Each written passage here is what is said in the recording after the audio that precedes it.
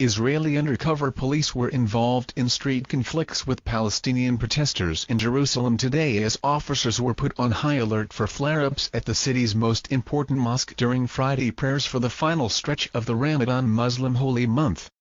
Hundreds of Palestinians protested in the traditionally Arab east of the city after Muslim noon prayers today.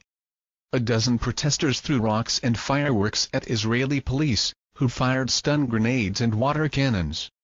Israeli aircraft meanwhile have struck 30 houses in the Gaza Strip today, killing a leader of a militant Islamic Jihad group and 2 of his sons, as Palestinians called for a day of rage following the clashes between at least 10,000 protesters and Israeli security forces late yesterday in the West Bank and in East Jerusalem.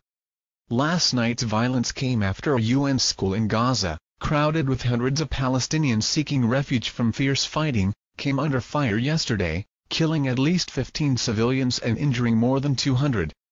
Palestinian officials blamed Israel for the shelling of the school, which came on the deadliest days so far of the current round of fighting.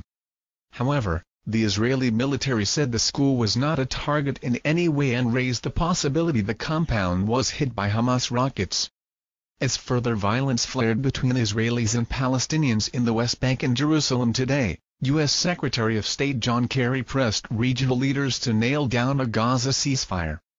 Mr. Kerry, UN Chief Ban Ki-moon and Egyptian Foreign Minister Sameh Shoukry met twice in Cairo today to try to bring a week-long pause in the fighting, beginning as soon as this weekend. Mr. Kerry delayed his anticipated departure from Egypt for several hours to talk again by phone to Qatari officials who are serving as a go-between with Hamas, which the U.S. considers a terrorist organization and cannot negotiate with directly. Over the last week, in his travels from Cairo to Ramallah to Israel, Mr. Kerry has made clear that he wanted to secure at least a temporary pause in the violence before he returned to Washington.